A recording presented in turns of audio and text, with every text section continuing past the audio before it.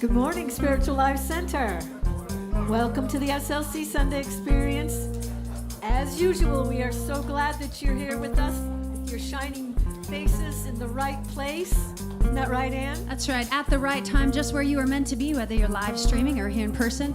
Happy March. Let's all sing about how we're welcome here.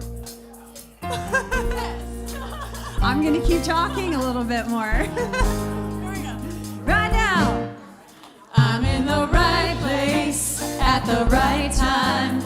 I am just where I am meant to be. I'm in the right place at the right time. I am just where I am meant to be. In the right place, I'm in the right place at the right time. I am just where I am meant to be. I'm in the right place at the right time. I am just where I am meant to be. In my soul, oh my soul is welcome here.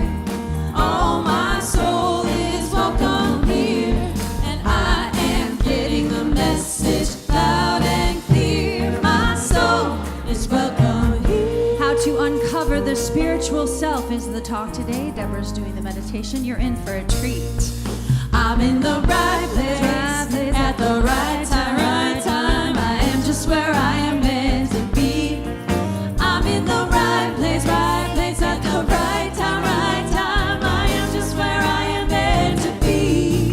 Oh, my soul is welcome here. Oh, my soul is welcome here. And I am getting the message loud and clear. My soul is welcome. Oh, my soul is welcome. Oh, my soul is welcome. Your soul, all souls are welcome. I am getting the message loud and clear. My soul is welcome. I'm getting the message. I am getting the message loud and clear.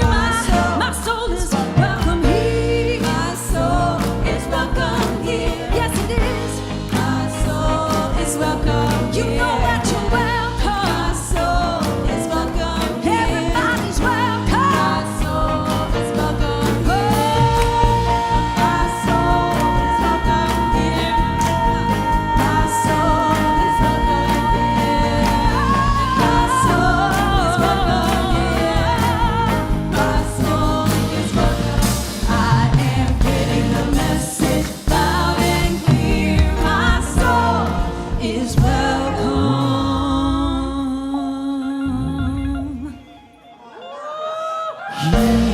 I said it is. It's welcome here.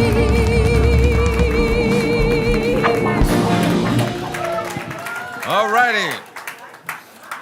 Okay, if you didn't know it before, you know it now. Your souls are welcome here. We have an exuberant group today. Reverend Deborah, good to see you today. Great to see you, Reverend James. And we greet you in the name of all that is good, all that is holy, and all that is sacred, and in the warm and loving energy of this community, Spiritual Life Center. Spiritual Life Center welcomes everyone, and we honor everyone worshiping in temples, mosques, churches, stone circles, and of course, the beautiful temples of nature, because we know there is no space that God does not grace. And if you're with us for the very first time today, whether you are watching us online or if you're with us in person, we especially want to welcome you because we know that you are not here by accident. Every one of us is here by Divine appointment. And we're always so grateful and honored to be able to come together. And we're really grateful when you silence your electronic devices. And please, really grateful. And please refrain from flash photography during the service. Well, we created that clearing to connect with this presence. So let's rest assured that we're living and moving and having our beingness in this presence that is always for us and can never be against us. It is a presence that is love itself. And from this loving presence, we have all of its offspring of peace and joy and wisdom and wholeness and vitality and vigor and imagination. And all of those qualities are within each and every one of us, waiting to be expressed and radiated in our life and in our world. So we're grateful to be the vessels and the vehicles of this presence so that the thoughts we have, the words we speak, the actions that we take are a reflection of the truth of our being as representations of this presence. For this presence needs us to shine its light in this dimension, because we are the way that the Spirit of living God gets around, and so God needs us as much as we need the presence and the power and the love of God. So we go forth knowing that we are co-creators with an infinite loving presence that is for us always. And with this presence, there is nothing that we cannot do or achieve or reach or accomplish. For this and so much more, we're grateful and thankful as we go forth doing our part to anchor in our life and in our world the all good. And so it is, and so we let it be. Amen. Well, we have a very important purpose here at Spiritual Life Center that's reflected in our mission statement. And I invite you to join in as we affirm it together. To transform lives, to make a positive difference in the world as we love, serve, and remember. And we carry that out as we embody these 5 universal principles to the best of our ability and everywhere that we go and everything that we do. Again, let's speak them aloud. God is absolute good and everywhere present. People are inherently good. Thoughts create our experiences. Prayer and meditation are how we connect with God, and we must take action. Well, one of the things that we're doing each year during the season for nonviolence, which is between January and April, is acknowledge Martin Luther King and Mahatma Gandhi and the work that they provided at what we call the season for nonviolence. So we have one of our members always during this time to read. And so we have the wonderful Amanda, who's going to share the reading today and her reflection on it. Hello, good morning. Today, I allow others to have their beliefs. There is no room for judging others as wrong in the hearts of those who seek to be the full expression of God's love on the planet. We must continuously sweep our hearts clean of these inclinations that we may shine with love and kindness at all times. We cannot waste precious energy judging other belief systems as wrong or retaliating against words or deeds. In the spirit of the love, we employ another method. We give the soft answer. We bless those who judge or criticize us and silently trust the justice of God to be our defense. As we behold the truth God expresses in every human being, we encourage them to let their innate goodness and godness shine forth. We are filled with compassion and love of others as God loves us.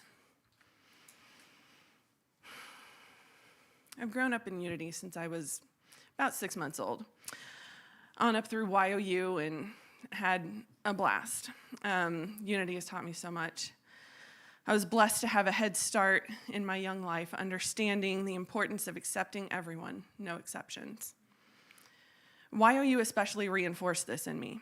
Going to regional rallies and international conference at Unity Village was a gift, and it allowed me to meet people from different countries who spoke different languages and had different thoughts and belief systems than my own.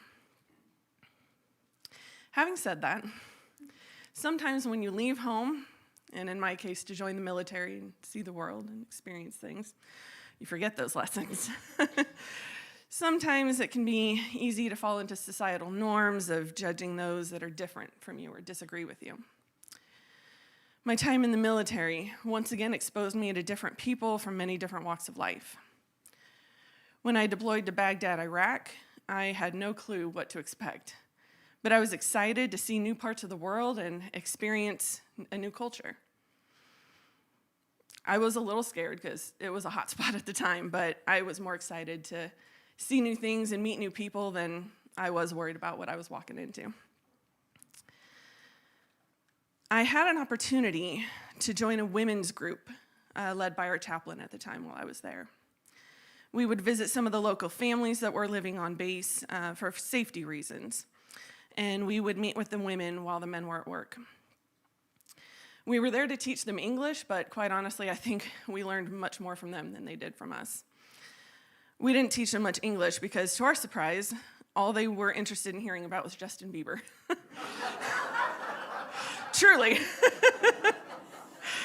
It turns out that when you get women together, we're all the same in all cultures. We're going to get together and talk about boys and gossip. The women ranged in age from teenagers up to older adults, and we talked about everything from celebrities to fashion to music and all things in between. They were incredibly generous and always had a huge spread of food to share, which was always delicious. We were surprised to see the younger women dressed in very Western-style clothing and jeans and things that we're used to seeing here, and the older women were dressed in more traditional clothing of that culture. One of my fellow airmen that was with us at the time noticed some beautiful hoop earrings that one of the ladies was wearing and complimented her on them, saying they were beautiful earrings and she liked them very much. To our surprise, she started taking them off and giving them to the airmen. And, we were all kind of taken aback by that. And, she said, no, I just wanted to tell you they're beautiful. And, of course, she didn't accept them and gave them back politely. But it just was so surprising to us, and we were all a little stunned by her gesture. Her default response was generosity. That's just not something that we were used to seeing on a regular basis.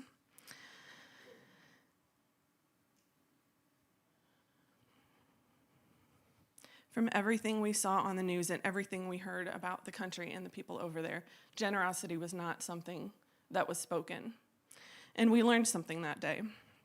It was a beautiful, kind gesture, an example to all of us that maybe we judged a little too quickly without having all the information. It showed us that people are inherently good. I came across a quote the other day that I felt was very fitting for this subject today, and I'll make it brief. I don't know where it came from, so I don't know who to credit, but it says, "Every time I judge someone else, I reveal an unhealed part of myself." I feel like I need that reminder more and more these days. We have become a society that seems to think that we can't get along with someone or who disagrees with us or who does or says things that we don't understand. If we change our mindset and how we approach these situations, it becomes possible to have many different types of people around us to enrich our lives. Thoughts create our experiences. So change your thoughts, and your experiences will also change. Before passing judgment based on what someone is wearing, the color of their skin, or what part of the world they come from, think about the human underneath it. Have empathy and take action, choosing to love. Thank you.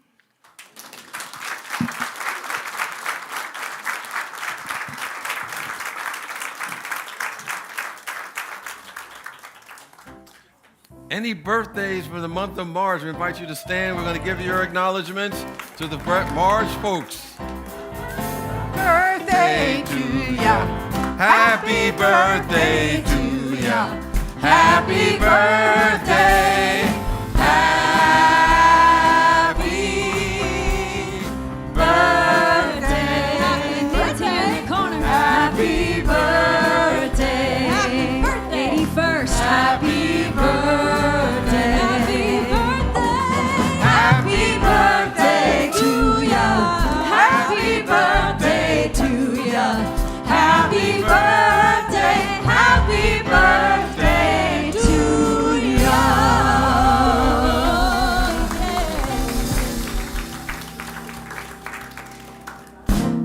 And of course, this Wednesday is the community birthday bash. See how that works? So there's no program this night. It's just come have a wonderful meal. And Karen Fujikawa is, okay, you know Karen. Anyway, Karen Fujikawa is a master cake maker. So yeah, there'll be some dinner, but the cake last month, oh my goodness. So, come help the March people celebrate their birthdays, 6 to 8 on Wednesday night. It'll be a blast. And speaking of a blast, we want to invite Rose to come forward. She's from our chaplain, the coordinator of our chaplain program, to give you some information about the opportunities available with the chaplaincy program. There we go.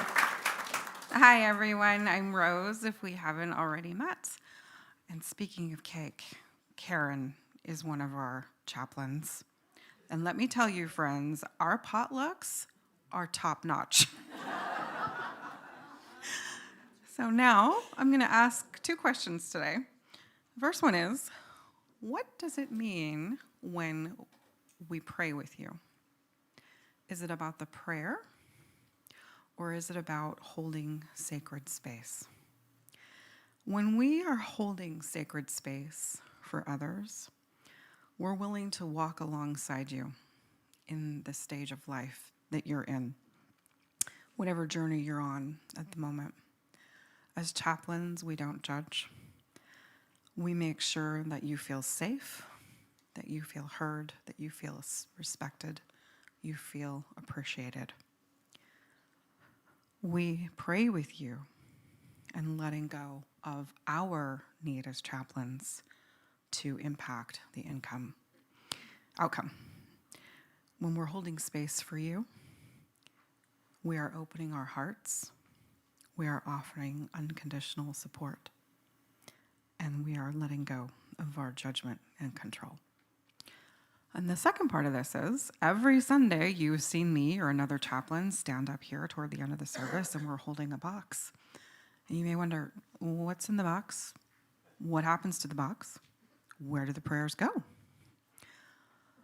More often than not, when we've met with people after the service, we'll write down a short little prayer and put that prayer in the box. And then at the end of every service, the chaplains stand over and we hold those prayers in our hands. We pray over those prayers again, and then they are mailed off to Silent Unity in Kansas City. And there, they are prayed over for 30 days. So first of all, you get Reverend James or Reverend Deborah praying over the prayer, then you get the chaplains praying over the prayer, and then you get Silent Unity praying over those prayers for 30 days. So your prayers are heard, your prayers are respected, and we hold you in sacred space and love. And next week, March 10th, we are having a question and answer session at 10:15 in the prayer chapel, which is just across the courtyard. And then we're also having one on March 17th, same time, and it's on the TV screen. So thank you for your time, everybody. Rose.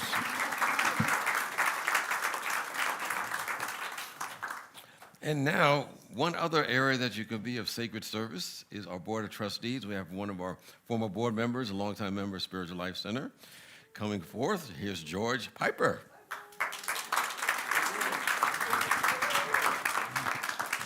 Good morning.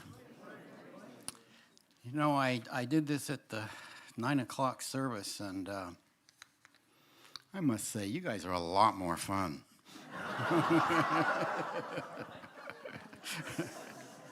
So the recruitment committee has asked me to say a few words about becoming a member of our Board of Trustees.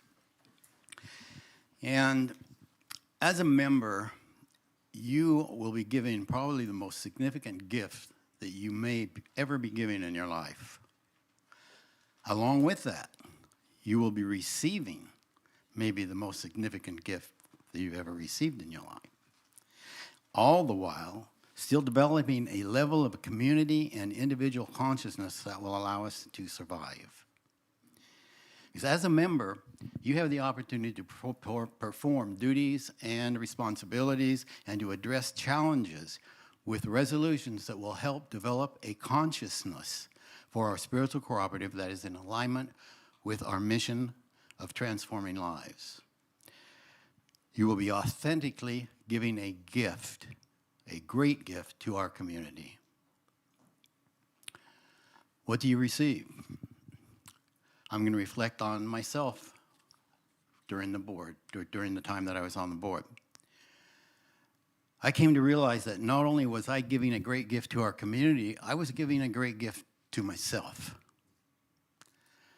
When addressing any challenges that arose with the board, I realized that I had some challenges in my personal life that mimicked some of those challenges I faced on the board. And what that did, that helped me develop an individual consciousness that speaks to a level of consciousness that is in alignment with who I have come here to be. let me ask, how many of you here are governing members or governing members with at least 1 year? Quite a few. Well, all of you are eligible to apply. Now, I know that there are some of you out there that this would never be the type of service that you would be interested in doing, and that's okay. But I also know, I think basically through my own intuition, that there are some of you out there that may have a skill set or experience that if you brought it to the board, it could really help us thrive. And maybe you have had a thought of being on the board, and if you did, it could be a call. It could be a call calling you to be a member of our board. I really urge you to answer that call, and I'm going to ask you to do one thing.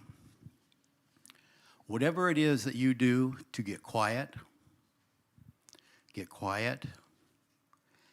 and just wait and wait, listen, and you might just hear the answer.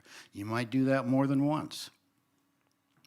You know, that's actually how I first became a board member. It was 16 years ago over Unity Center of Davis on a Sunday morning at 4 o'clock in the morning. I got the call, and I answered the call.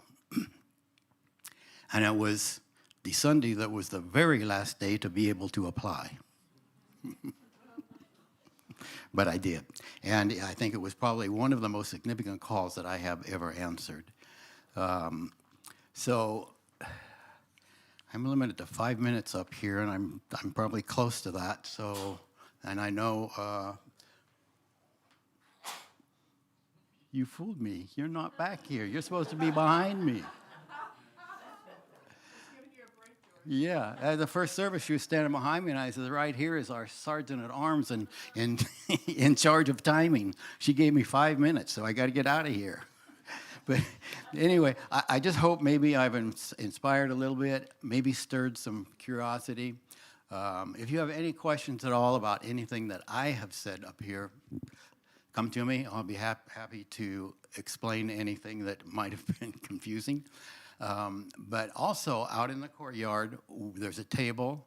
The recruitment committee has a table out there, and Louise was manning that table earlier, and maybe you're doing it again. So Louise will be out there, and she can answer any questions that you may have in general of the board.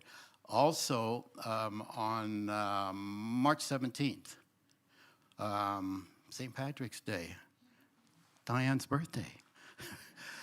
There will be an informational meeting available, and I'm assuming it will be after the service. Okay. So anyway, have a good day. Have a good week. Thank you for listening. Thank you, George. Appreciate you.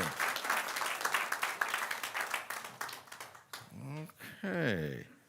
What do we got going on next here? Oh, connections. You want me to go ahead and do those?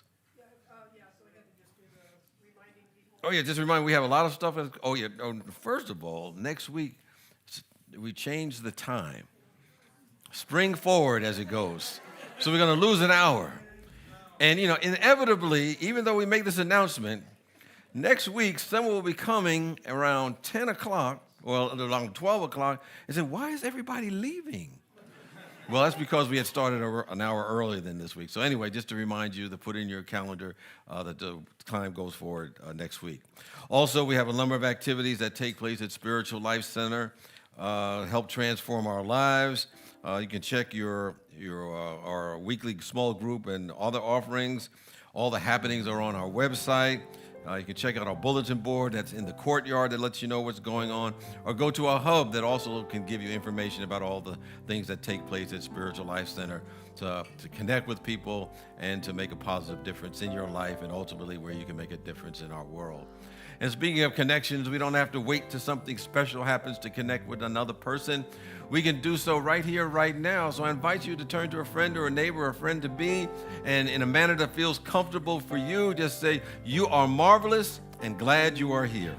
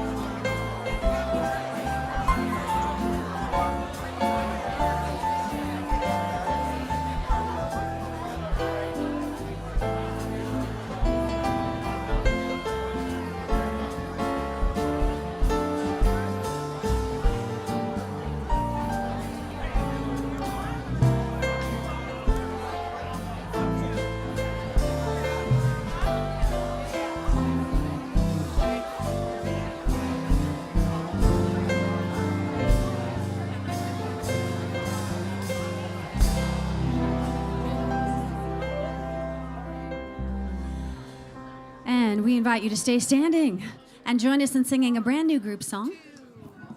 This one is easy. It's the same melody over and over again, different lyrics.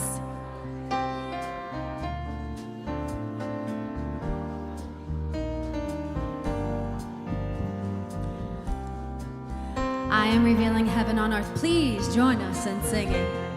I am revealing heaven on earth, heaven on earth, heaven on earth. Just sing it again, just like that. I am revealing heaven on earth. Yes, I am. Heaven on earth, heaven on earth, and spirit and love. I am revealing spirit and love, spirit and love, spirit and love, spirit and love, wisdom and love. I am revealing wisdom and light, wisdom and light, wisdom and light, healing and I am revealing healing and peace, healing and peace, healing and peace, and freedom and joy. I am revealing freedom and joy, freedom and joy, freedom and joy, heaven on earth. I am revealing heaven on earth, heaven on earth, heaven on earth. Give yourselves a hand. Please be seated.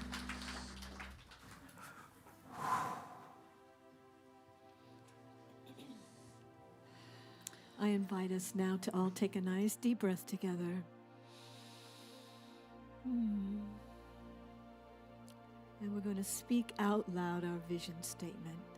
In soul and embody these words as we step out from our community and into the world and spread this message. Spiritual Life Center is a loving, vibrant family that welcomes home all people and accepts everyone, no exceptions, weaving ancient spiritual traditions with emerging wisdom. We cultivate a spiritual deepening with the divine, each other, and our planet.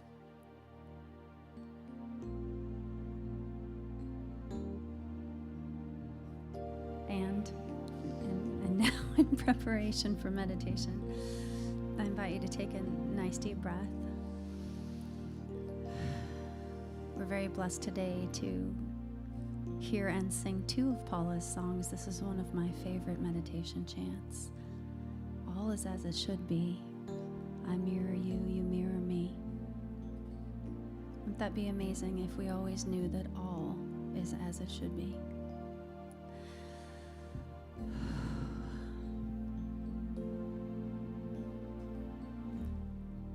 Please join us in singing. All is as it should be.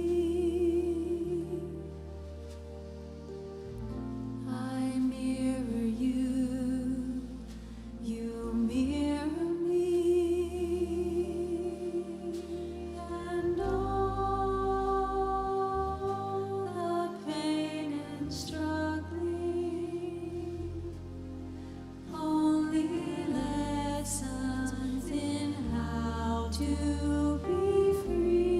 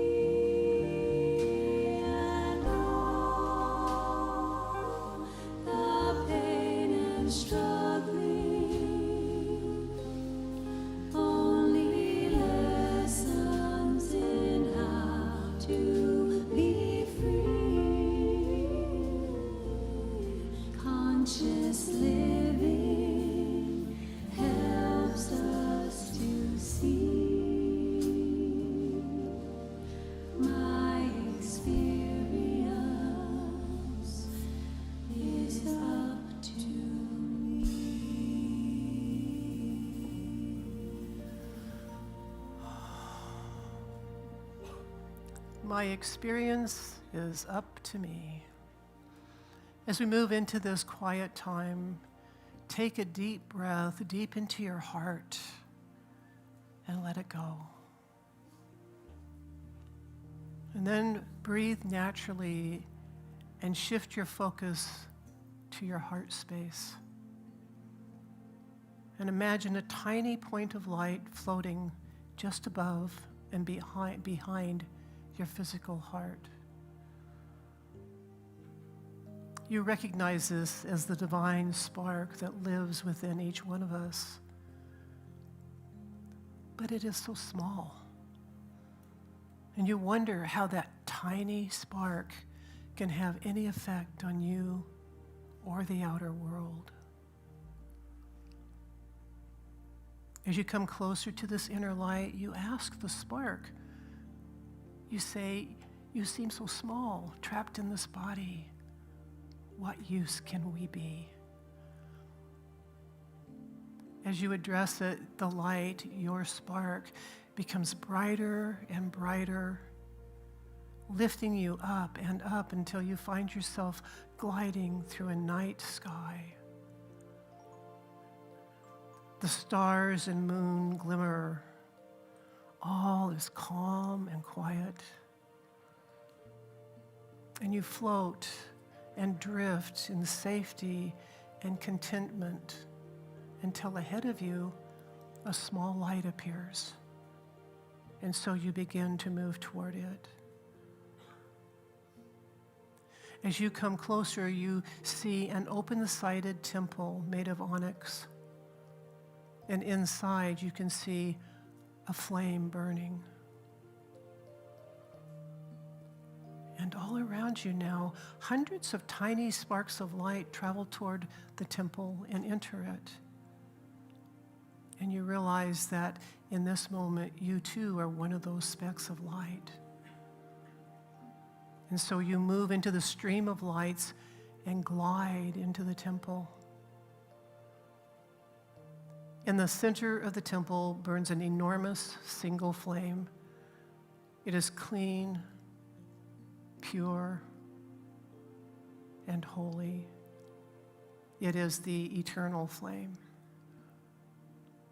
All the tiny sparks form a circle around the holy flame, each one touching the other. There seems to be no limit to the size of this circle. It goes on forever. It is infinite. And now the circle of lights begins to dance and whirl around the mother-father flame.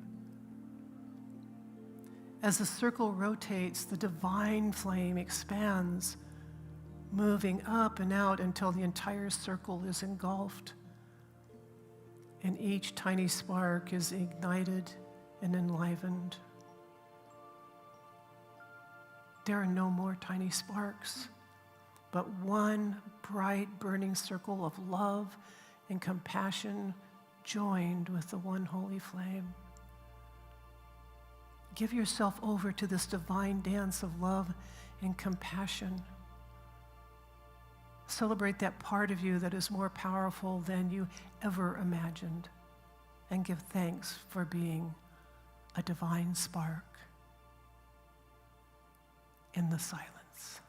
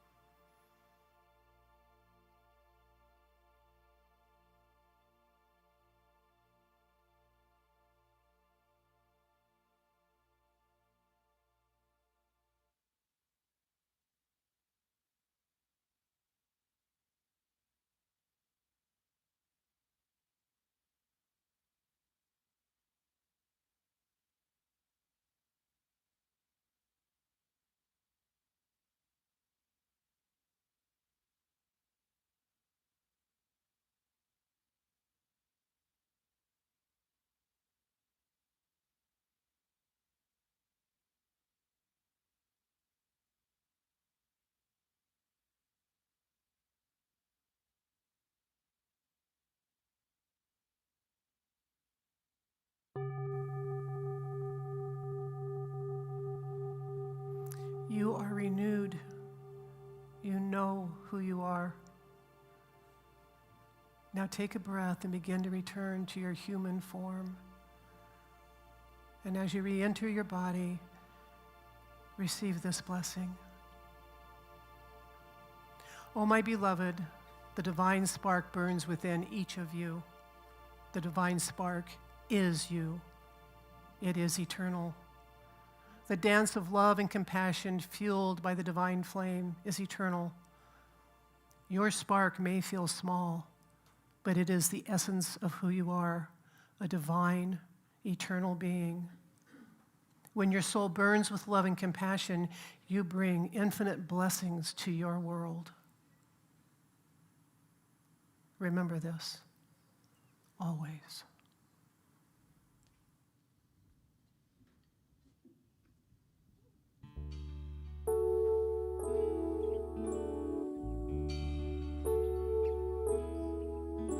Oh, the sculptor Michelangelo was asked how he got in flow and made the lovely David from a giant block of stone.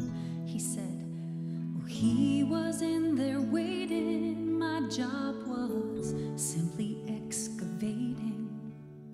I just took away what did not belong.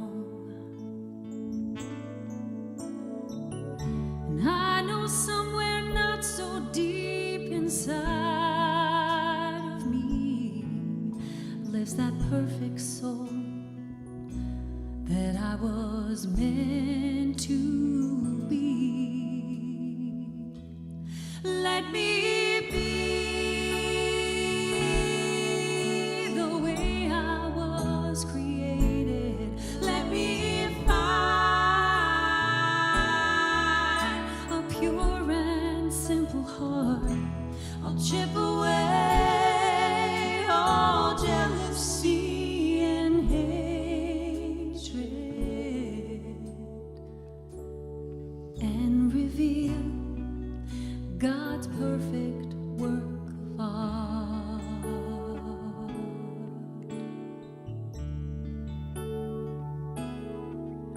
Well, I think we're born on angels' wings, and heaven sends such graceful things, like love without condition, knowing we are not alone.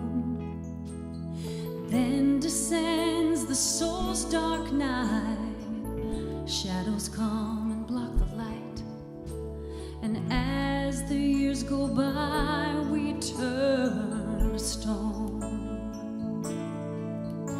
My block of stone is made of fear and doubt, but the real me is crying to break out. Let me be the way I was created. Let me find a pure and simple heart. I'll chip away all jealousy and hatred and reveal God's perfect work of art. I'll reveal God's perfect work of art.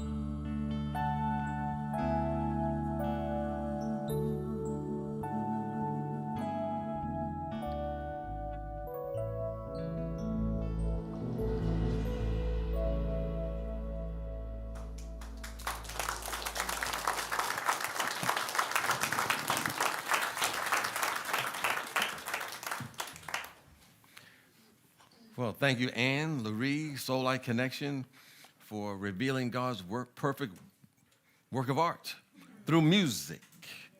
Yes, they do it every week. I don't know how you keep doing it, but keep doing it. A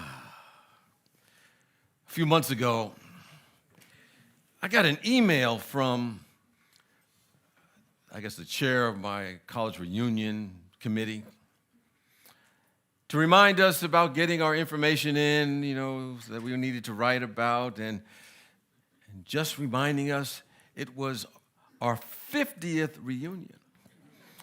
And as I read that, and it sunk in, I asked myself, how did that happen? Seemed like I was just walking off the campus. And I used to see when we used to go back to reunions and see some of the previous classes, and they had been out 20, 30, 40, 50, 60 years. I said, wow, these guys have been around for a long time. Now I'm running those guys. But one of the things that we were doing is to ask to write reflections about maybe our classmates, the ones who had made their transition. And there were several that I knew, but there was one in particular that I had a particular affinity for and connection with, and his name was Gregory Allen Howard. And I remember that because when I was earlier in my college experience, I had some doubts as to why I was there. Whether or not I was good enough to be there. And, it seemed like everybody around me was, smarter, had better preparation than I did. And it seemed to be so much for me. And I was sharing this with Howard. I said, I don't think this is a place for me. I think I'm going to get out of here. And Howard said, being a historian, he ended up being a historian, history major. And he said, he was very much into a lot of stuff, particularly black history, and he was telling me about W.E. Du Bois, and Du Bois was talking about the talented 10th. He said, you are part of the talented 10th. In fact, because you're here, you're the 10th of the talented 10th, so you need to stay here because you got great things that you need to be doing. So he gave me a pep talk, and I remember I just continued to stay after that, and those doubts disappeared, and I wrote about that in my reflections about Howard. And I shared about his particular journey in a way that only he can tell it. He was a magnificent storyteller. And he was sharing one day he was in New York. He was working on Wall Street, and he was doing really well, but he wasn't really happy with what he was doing. He went to see a movie. And he saw that movie, and when that movie was over, he made a decision right then and there that he wanted to write movie scripts and screenplays. So he was, at that time, he was 48 years old, starting completely new, going to Hollywood. And he said he didn't know a soul there. He didn't have any connections. He didn't know anyone's name. He said, I didn't even know a secretary's name in Hollywood. But he showed up. And he said that he worked in telemarketing between 5 and 9 at night, and then during the day between 8 and 9 hours a day, he was cranking out movie scripts and screenplays. He did this for like 3 years. And he said he sent out 2,000-3,000 query letters to see if anybody was interested in his scripts, and he was never getting any responses. And he said he was about to give up. And he said he went to one last set of movies to watch. And he said he watched 4 movies that day. It was kind of like, I don't know what he described it as. It was like, somebody was getting ready to say, well, I'm going to, unalive myself the next day, but this is the last thing I'm going to do before I leave here. So he went to the 4 movies, and he went to his apartment, and he said it was in a really bad area. We had a lot of gang members there. And there was a message on his machine.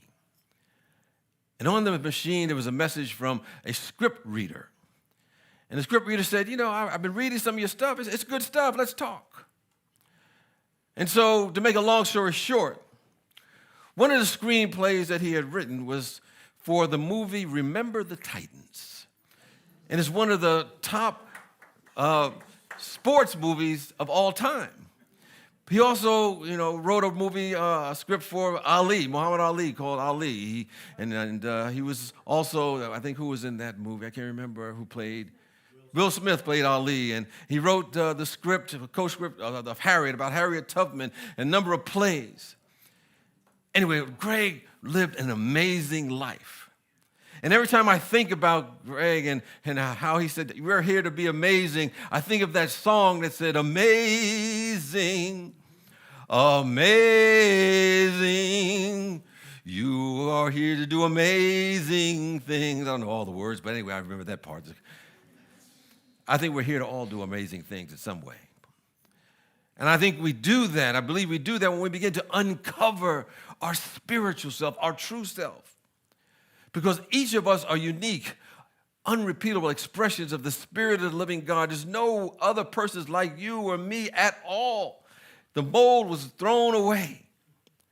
It kind of reminds me of a statement from the ancients that says that imagine if you took all the waters of the planet and you put all those waters together, and then you put an inner tube right smack dab in the middle of all of those oceans of water, and a turtle's head would randomly turn up every 1,000 years, the odds of that turtle's head popping up and coming through that tube are greater than you or me having a human incarnation. And according to the ancients, there are infinite number of spiritual beings, but only a limited number of bodies to get into. So they're all in that other dimension, elbowing each other, trying to get into this body. No matter how bad it is, no matter how bad the life is going to be, they want to be here. So they're reminding us that our human incarnations are precious. They're rare because the odds of having one, maybe 1 in 10 trillion, who knows? So the way that I look at it, the Spirit of the living God loved us so much, it gathers the greatest, the strongest, the most capable, the most fearless spirits and said, do I have a place for you to do amazing things? We're here to be amazing. Of course, it's a journey, and amazing is different for everybody. But this journey is about releasing the life energy and releasing that inner splendor and walking in that awareness and tuning into being something we've never been before so that we can do what we've never done before. That's here to be what we've never been before so we can do what's never been done before, do amazing things in whatever world that may be. And I say in order to be that something, in order to do that something, we have to uncover our spiritual self. We must express who and what we really are as children of God. And to do that, we have to overcome false beliefs, our self-imposed limitations.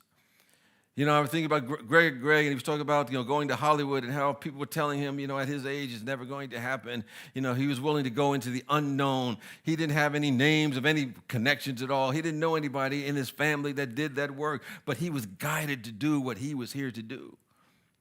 So our spiritual work is not just about being happy with who we are. Now, don't get me wrong, happiness and joy, I believe, is a basic to our being. But here's the deal. I believe that we come to do our spiritual workplace so that we can become something that has never been before, to do what never has been done before so that we can be different. Greg used to say that, when earlier on, he was one of the first African-American full-time screenwriters. There's others who had done other things and maybe were producers and writers and actors and writers, but he was full-time doing it. And he said it was lonely work. And he had to have a mindset that had a vision for what was possible for him despite what had happened up until that time. He had to transform his own thinking. And it reminds me of what Romans 12:2 says, that we're here to be transformed by the renewing of our minds. We're not here to conform at all, but be transformed by the renewing of our minds and by the renewing of our hearts. So we ask the question, where do we start? Well, it begins by having the right definition of ourselves, a right identity of ourselves. I was seeing the other day on some social media about an elementary school teacher. And she had put a mirror in the hallway leading up to the entrance to the classroom. And every single morning, she would have her kids or students walk up to the mirror and say to that mirror to themselves what they liked about themselves, what was true about themselves. And they said lots of different things. I'm a good climber. I'm a good friend. I'm a good drawer. I ride my bicycle better than anybody, whatever the case may be. But every day she had them reinforce something good about them because it was providing the right map, so to speak, to guide their journey, to guide their life. And if we do not start out with the right perception of ourselves, then we're often defeated even before we begin. We got to see ourselves rightly. Sometimes, I hear many people that fed false beliefs about themselves that lead to the statement that, oh, I'm not good enough. But that's never the right perception of how God sees us and how we really are. It is not the right map for life.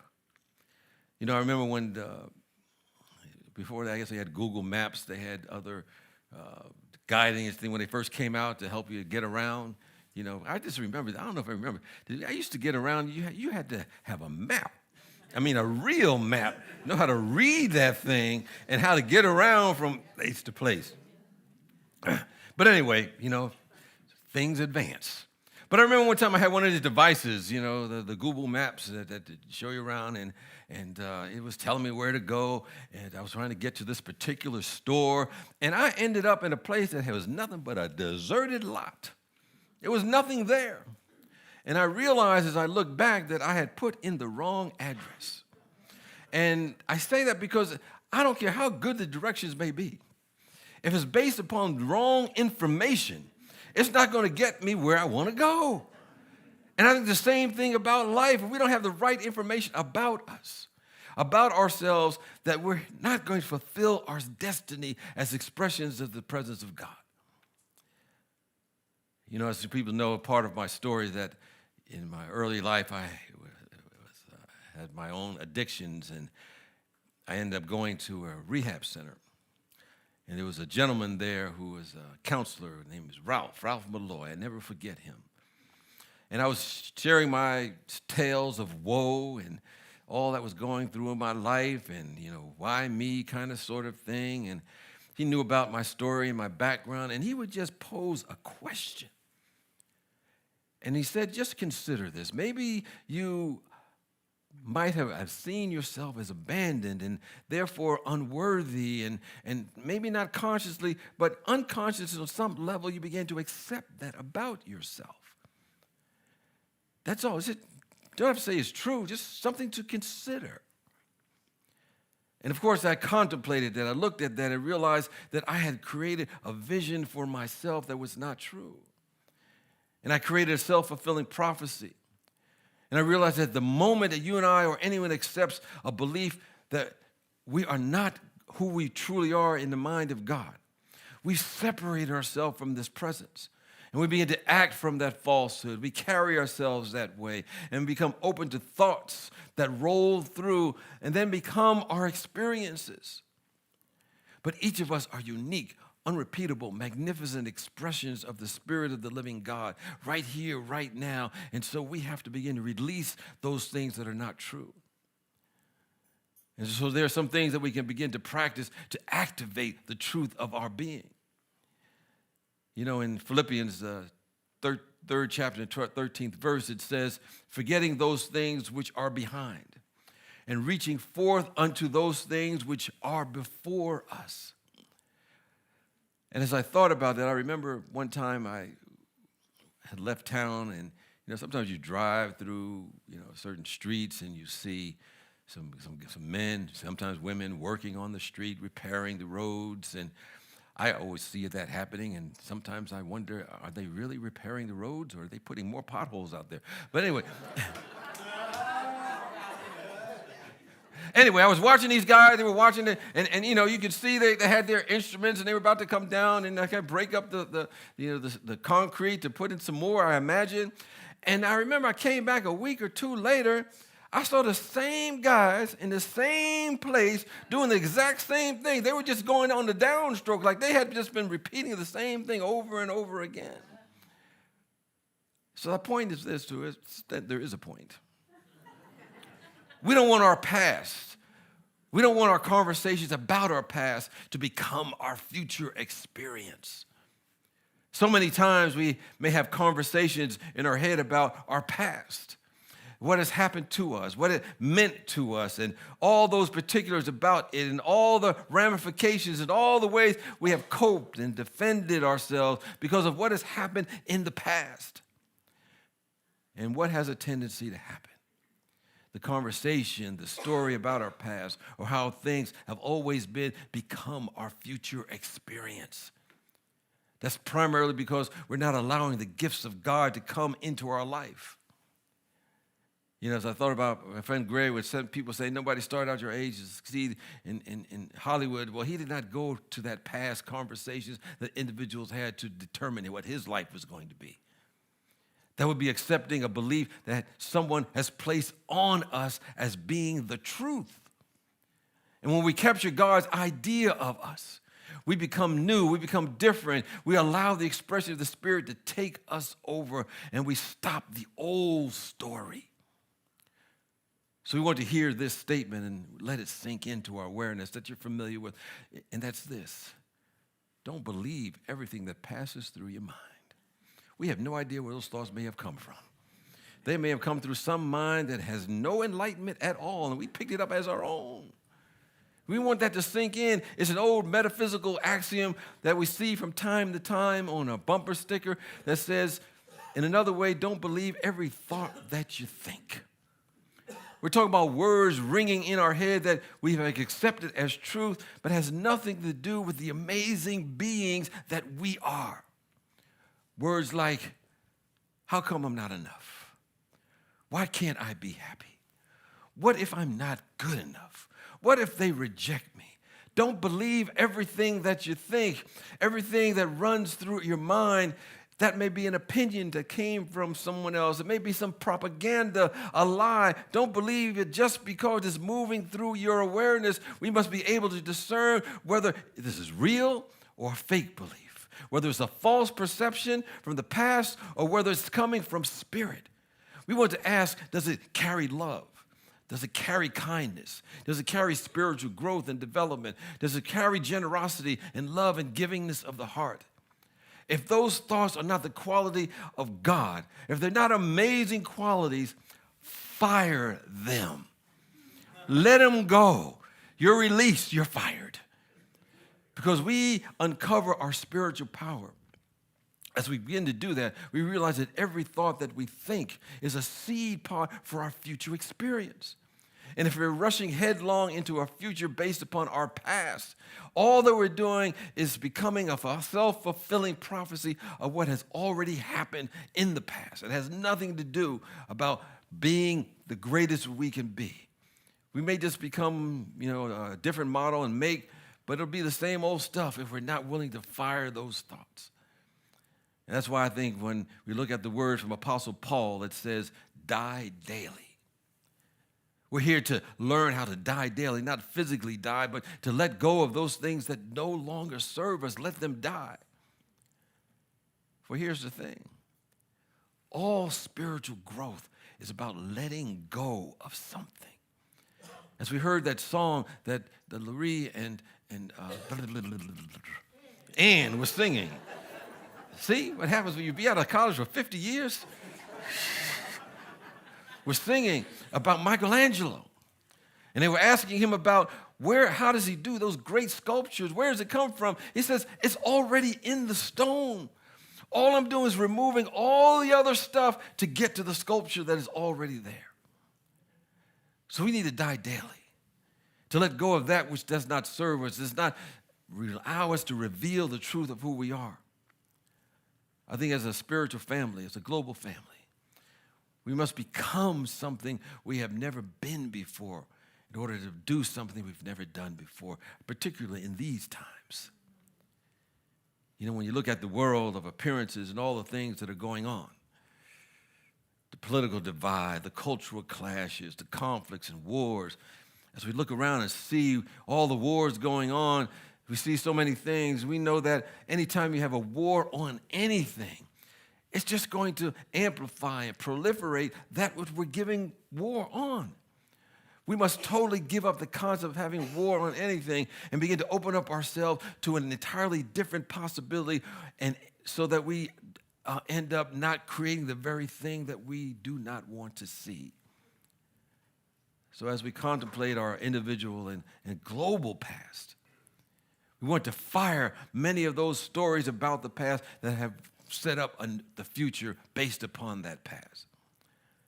One of the reasons that we acknowledge the season for nonviolence and the work of King and Gandhi, You know, we've often heard about the idea that whatever conflict is going on anywhere, even in our own minds, against another person, between groups or countries, that we're going to have a war that's going to end all wars. The reality is there is no war that ends all wars. There's only peace that ends all wars. Because whatever energy we send out, it does come back to us eventually, not only globally, but also in our lives. So ask ourselves, what energy am I sending out today? What am I radiating? What am I vibrating at? Because that is what I begin to keep in my life. So as we acknowledge Season for Nonviolence, I think about A.T. Ariadne of Sri Lanka. It's also known as the Gandhi of Sri Lanka. And he was a strong believer in the principles of Gandhi and nonviolence. And I think he won the Gandhi Peace Prize in the 90s. And he just demonstrated his commitment to peace. And he was in Sri Lanka, and he went into certain areas, and he was assisted in stopping of the civil wars there. And he goes in with what he called his nonviolent soldiers. And he leads the way, and he's like 30 paces ahead of everybody, and the rest follow him to bring a spirit of peace and harmony to their community. And they go in and they make the sides talk with each other to see each other's perspectives. And oftentimes Ariadne's life would be threatened because, you know, war was profitable to some people, and if he was trying to stop that, then he was taking money and food out of their mouths, so to speak. And so there were some assassination attempts on him. And he discovered, you know, one assassination attempt that was supposed to take place the very next day. And before he went into town, he went to the man's house, and he knocked on his door. And the man opened the door, and of course, he was shocked to see him. You wasn't planning to see him till the next day, if at all. And Ariadne said to him, you know, "Dear sir, it has come to my attention that you have a job to do, and I have a job to do. Your job is to unalive me, and my job is to love you, and I want you to know that, you know, I'm going to do my job, and I don't want you to do your job tomorrow like you said you're going to do it or was told you're going to do it because somebody else might get hurt. I don't want that to happen. So you do what you have to do, and I'm prepared to do what I have to do." And so the man could not follow through on what he was assigned to do to end his life, end Ariadne's life. And it says in that story that he put his weapon away and said that if he had been raised by a man like him, he said, "I would not have turned out to be the man I am today, so I cannot do this." So he ended up joining Ariadne in his nonviolent soldiers regime and spreading that peace. But I think the point is this: Ariadne did not succumb to the belief that anything was more important than his willingness to show and demonstrate and live from a consciousness of love, to have compassion, to have kindness, to be a simply amazing spiritual being. He understood the journey of his soul was to release the inner splendor and that divine presence and compassion. And he never allowed the priority of anything else to take precedence over that belief that he had.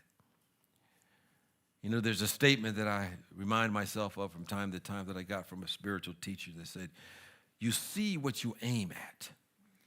And if you do not like what you see, take aim at a new target and manifest a better experience."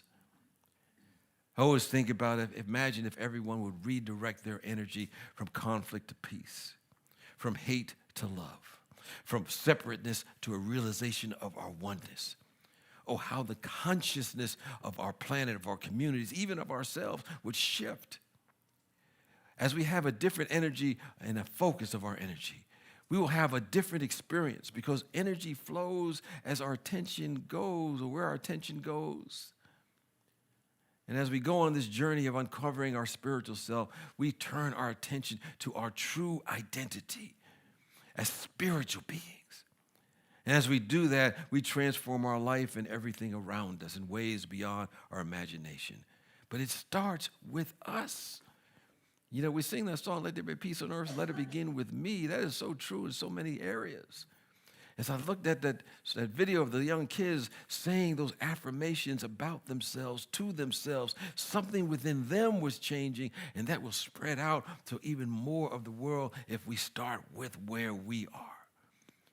So just indulge me for a moment. Just repeat these words after me. I am enough. I am loved and worthy. I deserve to feel joy. I am abundant. I am getting healthier. I am open to all opportunities. Just take those words in. You know, they say when we speak our words, the cells of our body temple begin to dance in ways they never imagined. And as we embody words like that, we shift from what's wrong to what's right and what is possible. I mean, imagine the news and the social media being used for upliftment and healing and transformation and real education. Imagine it.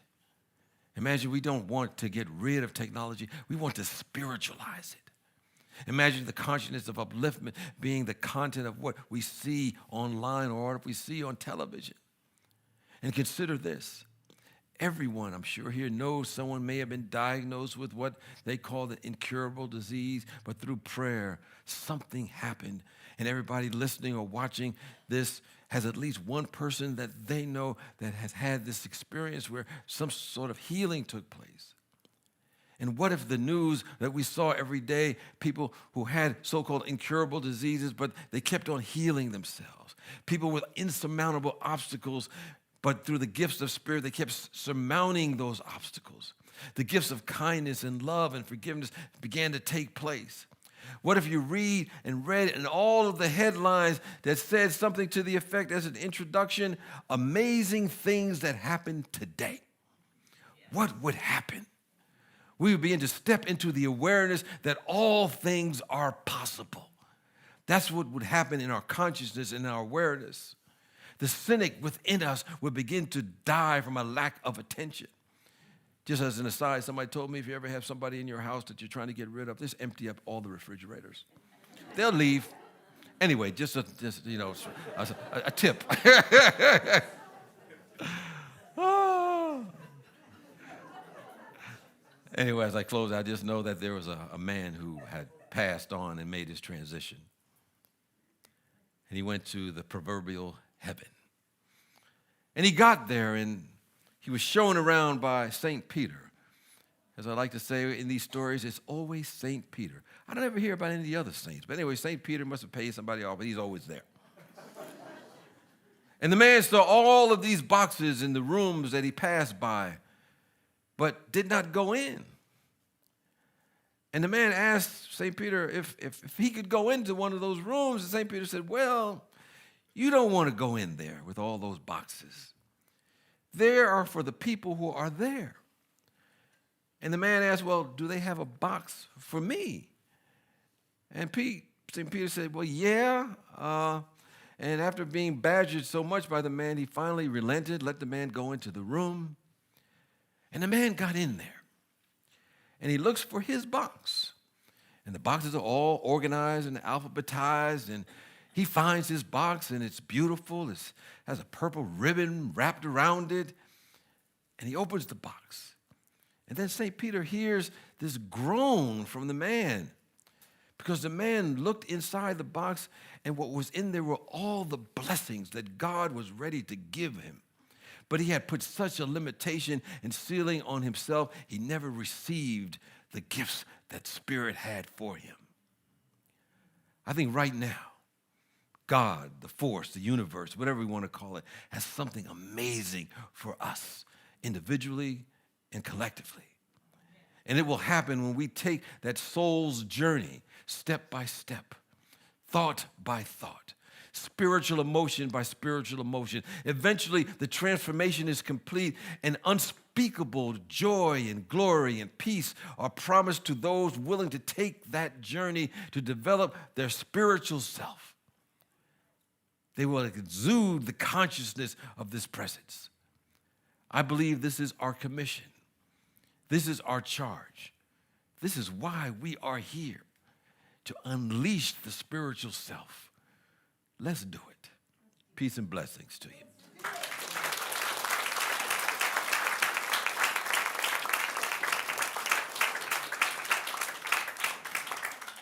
Well, next week I'll be back.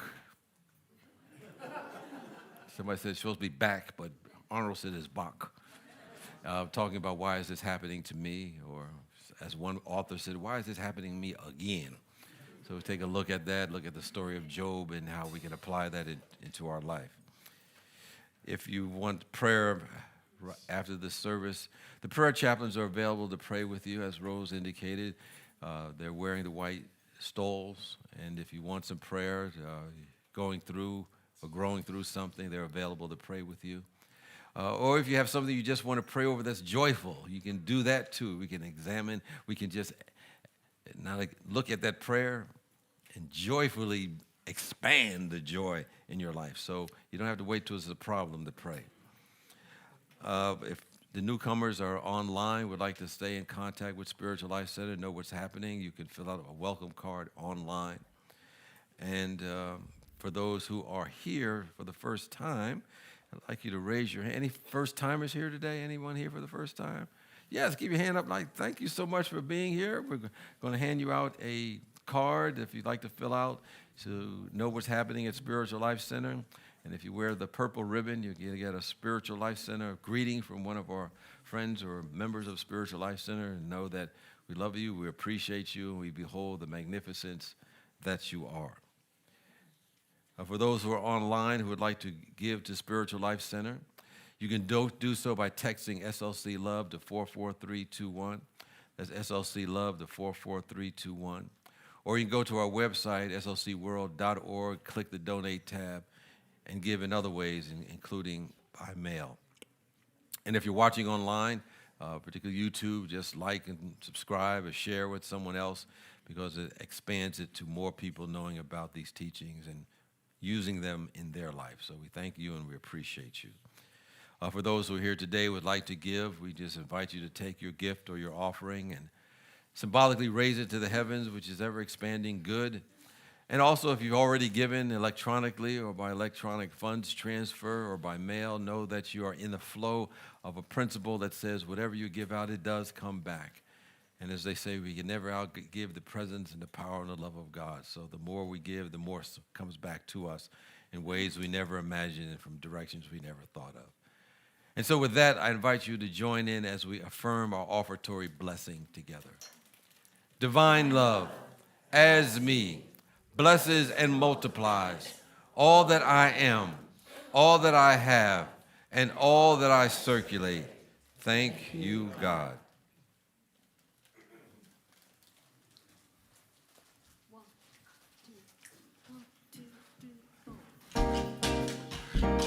Listen and you will see. This is written by Paula Mandela. I love this tune.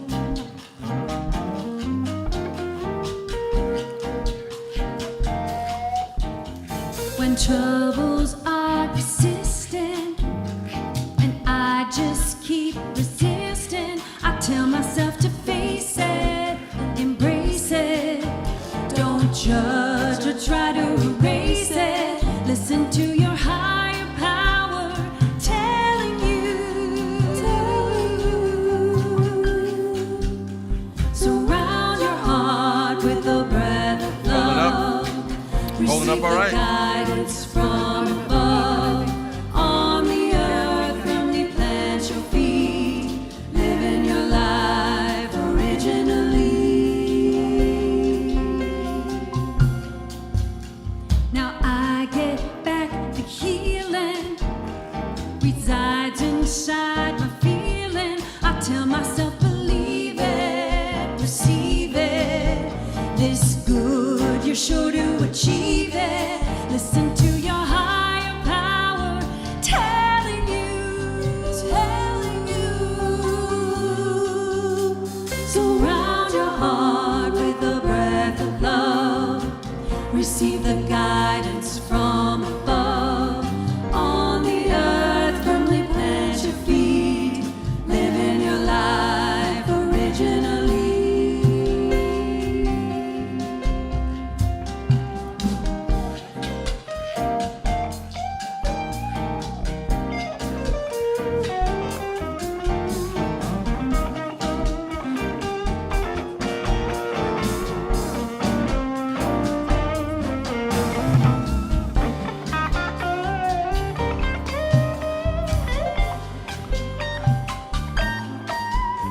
Surround your heart with a breath of love.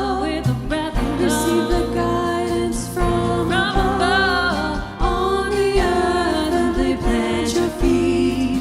Living your life originally. Surround your heart with the breath of love. Receive the guidance from above. On the earth, firmly plant your feet. Living your life originally. Living your life originally. I'm living my life originally.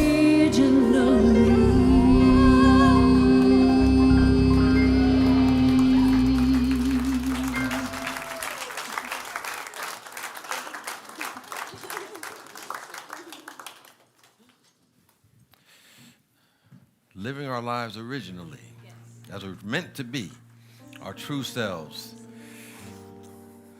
Well, we bless those who have blessed us with their gifts and offerings, whether they've been online or here in person. Knowing they're providing and supporting a place for those who are seeking to reveal the truth of who and what they are as expressions of the Spirit of the living God. That each of us are endowed inherently, originally, with the qualities of this presence.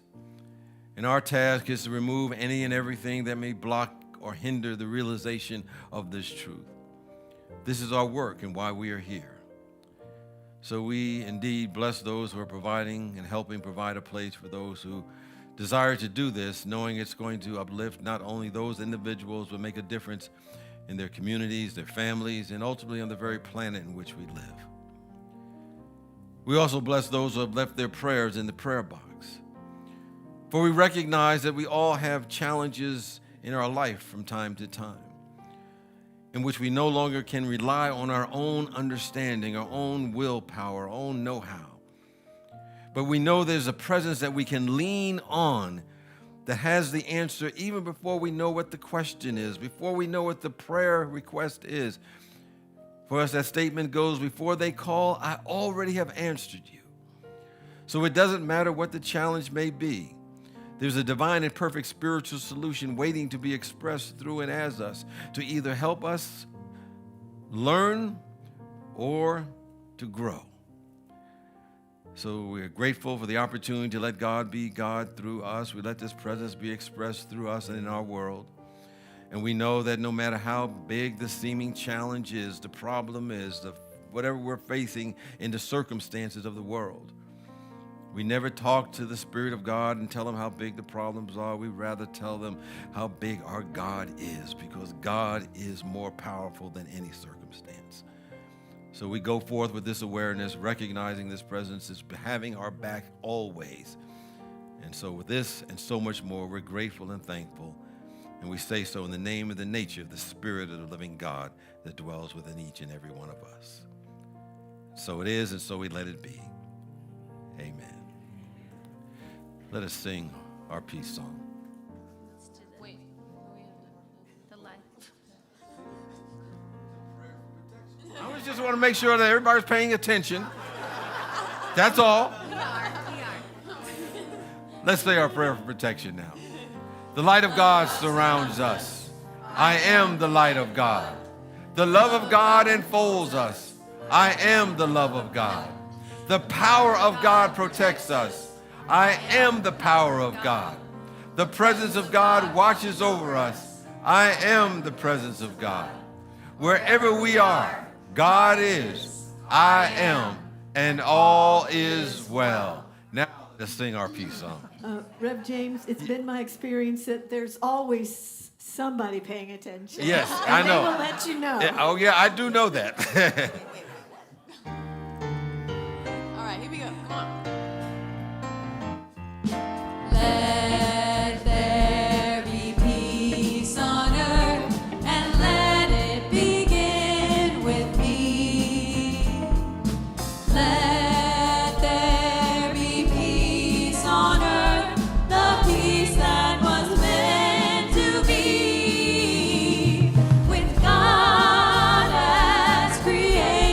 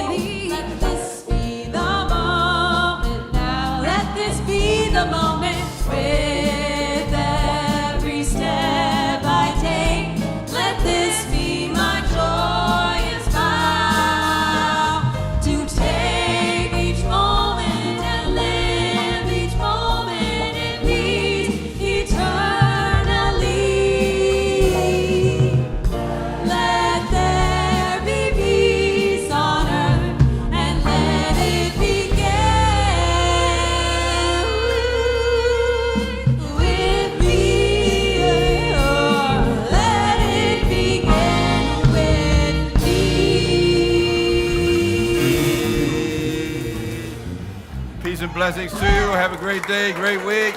Hang around for some post-service music. Yes.